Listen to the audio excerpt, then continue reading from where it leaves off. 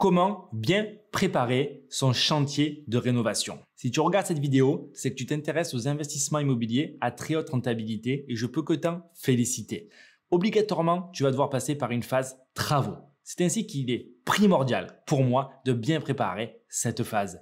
Avant de rentrer dans les détails, je me présente, je m'appelle Julien Malingo et je suis le directeur de l'école des investisseurs. Et au quotidien, on accompagne des particuliers à se créer leur propre machine à cash qui va générer 1 000 € de bénéfices nets par mois dès le premier jour de location. Si tu veux apprendre à faire des projets ainsi, tu peux regarder en description de cette vidéo et tu verras tout ce que tu as besoin de savoir pour partir sur les bons rails et créer tes propres machines à cash. Tu passeras obligatoirement par la phase de chantier. Je vais ainsi te donner les étapes clés que tu dois absolument respecter pour que ton chantier se passe au mieux. Premièrement, la phase de devis.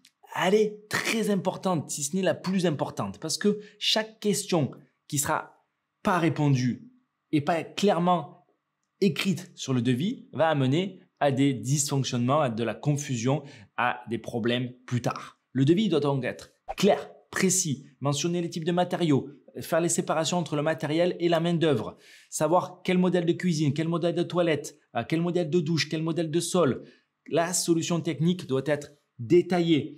Le chiffrage doit être précis par poste, par appartement. Au plus ça sera détaillé, au plus ça sera facile pour suivre le chantier. Et c'est toi qui dois choisir les solutions techniques, c'est toi qui dois choisir le matériel que ton artisan devra installer. Nous, ce qu'on fait au sein de l'école des investisseurs, par exemple, c'est même pas demander un devis aux artisans, c'est simplement dire, voilà, j'ai un cahier des charges et je veux ce rendu-là. De ce fait, ce sera beaucoup plus facile à mettre les artisans en comparaison. Si tu veux te faciliter la vie, comme je te l'ai dit, tu peux te renseigner au sujet de l'école des investisseurs. Nous, on va te faciliter la vie autant sur les travaux que sur l'obtention du financement et toutes les étapes de A à Z.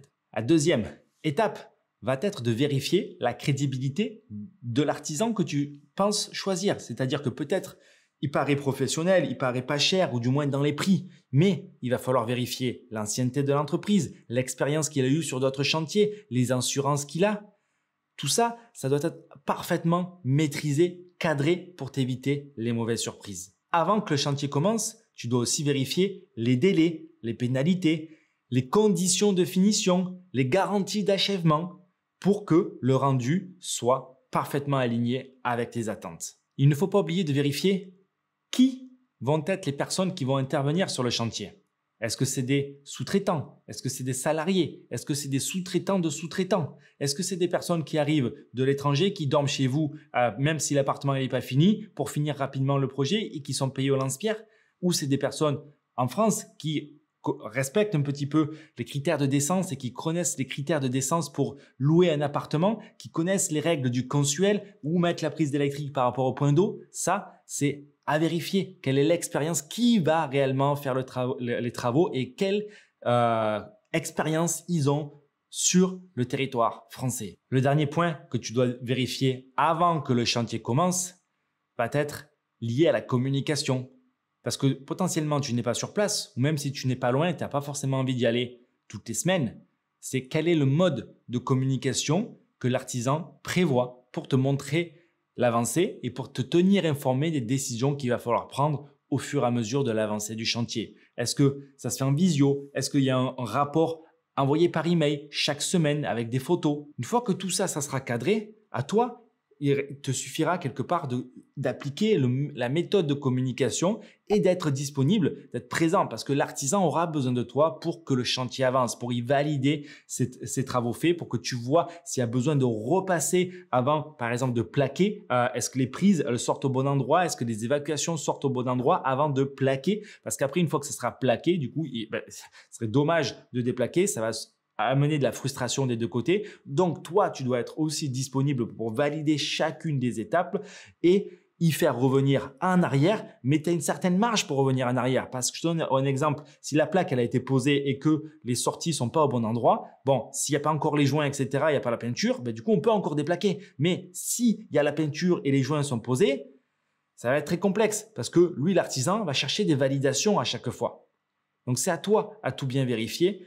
Et ça, c'est ta partie du job. En réalité, c'est pas le suivi au quotidien ou hebdomadaire qui fera la différence. C'est la préparation, le devis, la sélection de l'artisan, le rendu, les méthodes de communication qui permettront d'arriver à un rendu optimal dans des conditions correctes parce que sinon, ça peut être très compliqué pour tout le monde. Et on veut éviter ce genre de situation-là. Si tu as des doutes sur la sélection de ton artisan, tu sais que tu peux aussi faire appel à des partenaires comme les nôtres qui ont un réseau national partout en France pour t'aider à faire des chantiers sur des conditions négociées avec des contenus de qualité et surtout avec des niveaux de prestations vérifiés parce que c'est des partenaires de confiance que l'on connaît. Et on sait qu'ils vont pas partir, on sait qu'ils vont respecter les critères de décence, on sait qu'ils sont habitués à faire des appartements en location courte durée et qu'ils connaissent les règles du consuel en France de décence pour les permis de louer, etc.